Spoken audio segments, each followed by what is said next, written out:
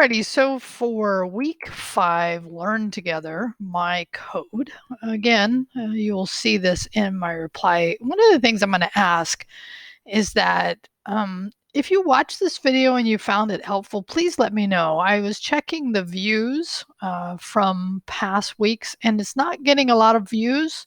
Not that it has to, but it's like I'm producing these to try to help you extend your concept, your knowledge. So just let me know if they're helpful to you or not.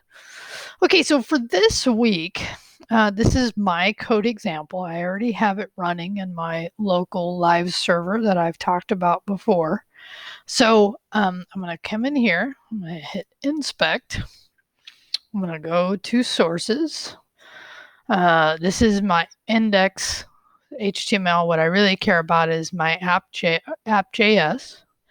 So there's a couple ways I used arrays in this. And first is I set up an empty array so that whenever, and I call these form request and results because it's what I'm simulating. It's the idea of what I started with, showing you that there's this web page. It has a form that you fill out. So I just kept that theme.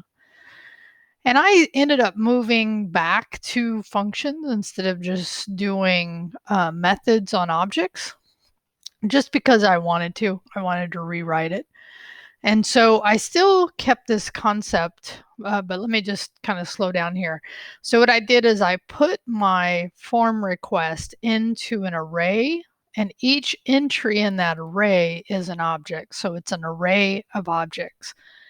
As I said last week, it's a very common paradigm, very common way of thinking about data in JavaScript, data structures. So if I come way down to the bottom, and first of all, what's really important is to understand where, if I'm going to set a breakpoint, would that be, right? So what you really want to look at is like I have all these functions set up. I have some variables of data structures, form results, form requests. I have functions. So where would I want to set my breakpoint would be right before you call your first function, would be a logical place, and probably where I'll ask you to do it when you're in code review. So when you do that, you come over here and you hit refresh. And what that does is it reloads the page, therefore rerunning the JavaScript, and then it stops at this point. So I know I've said this before, but I just want to clearly give you that guidance because at this point, this should become part of your process just because we're on week 5 and week 6 is your code review. Okay. So the first thing I'm going to call is process inputs, and I'm going to pass into it that data structure of an array of objects into that function process inputs. So again, I can step into, and now I can see, so now the request, right, is the whole array of objects. And so then what I do is, because I have multiples, which is the idea of an array, I'm going to process them through a loop concept called for each. And in that section that we just finished, we learn multiple ways to loop through. I happen to like the for each rather than just writing a for loop. So you can really do it however you feel comfortable. So then what I do here, and this is really where most of what I'm going to talk about is, because the rest of the functions that I wrote were really what I'd already had there before. But in this case, so what happens is it looks at it, it references each entry in the array, which is an object, and that then becomes the input. And right now where I'm setting, if I hit step into it, you can actually see this by looking that that first entry, that first object in that array, this one right here, is the one that it's currently working on, or the one it has in reference. And the reference is the input. So on each of them, it runs this callback for the object, and I'm calling that object the input. So then what I'm going to do is run a function, determine amount. We've already done that. Now, this is where you can learn some of these other ones, right? So I could step over the next function. I could just step right over it because I've already run it. I don't need to. But again, if you're still learning how to do this, walk through that. And so what I see that came back here was 0. And then what I'm going to do is I'm going to display on page. I'm going to call that, again, one we've already done, right? Create output, one we've already done, but I'm passing around. In this case, I'm calling display on page by creating a template string and then using that input reference of that object in the array, right, to create an output, create a template string that I then just passed into display on page. And then here's where I create the output. And I probably should distinguish between create output here and display on page because they're both creating, actually this one calls the display on page here. And then the last thing I'm going to do is actually, now that I've processed that array, that first array in the object, then I'm going to push. And here's where we're learning some of these methods in using arrays. So a push just places it into that. And matter of fact, what we could do here is when I hit step, it actually completes that step. And now it's going to come back around for the next object.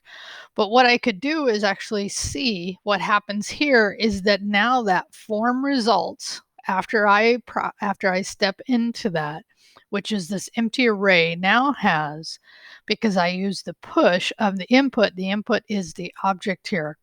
Now, the other thing I did is I placed on that object a new key value pair so that I could then push that in, that new object into my array. Okay, so again, understanding the data structure of an array, understanding the methods to use for that array and the different ways you could use them is what I'm doing here. Now, I'm actually going to jump over this. Boom, boom, boom. We're just going to jump through that.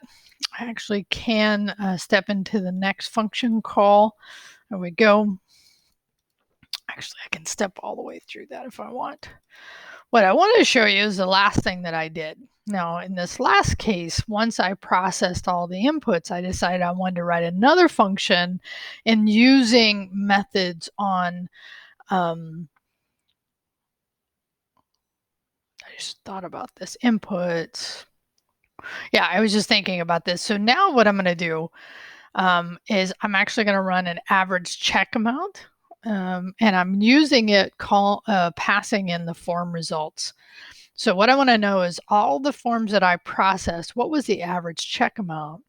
And so I did this to allow me to play with a new array higher order function, because the thing I want you to kind of start thinking about and part of your code review is actually kind of venturing out of what we've learned to learn some new things.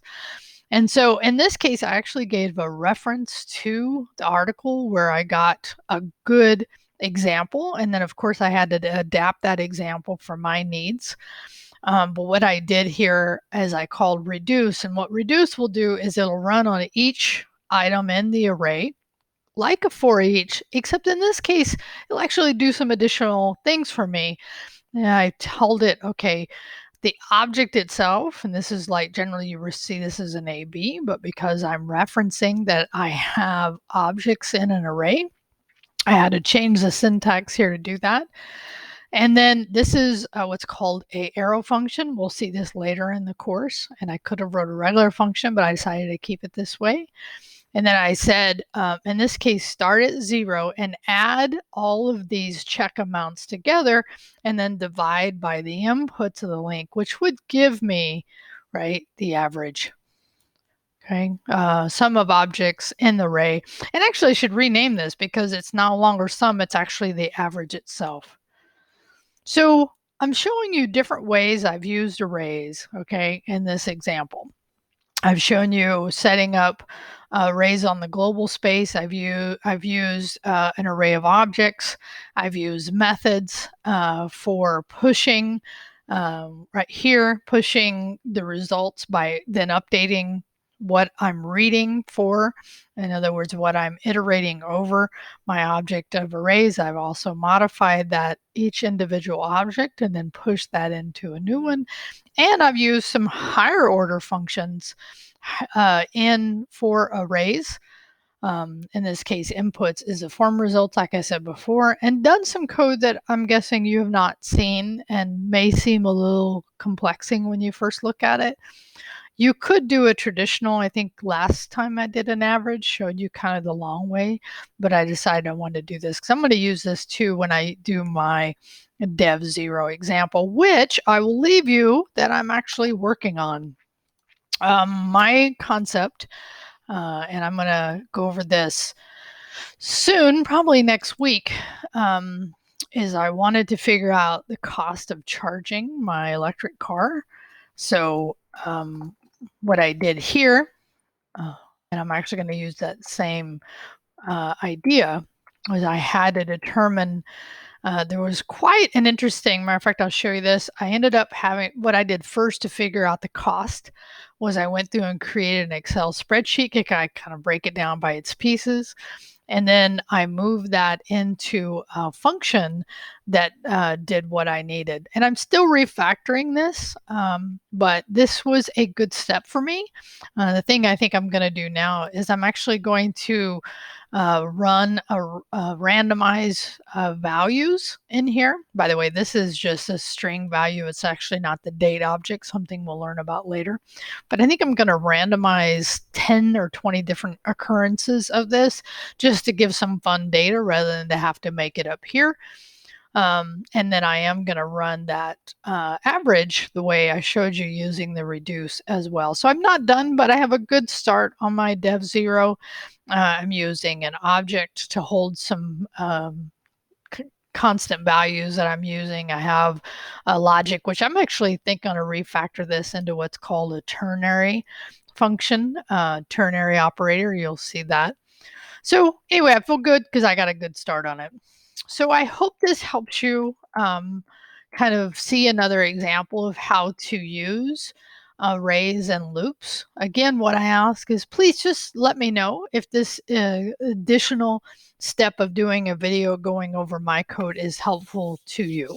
Have a great one. Talk to you later.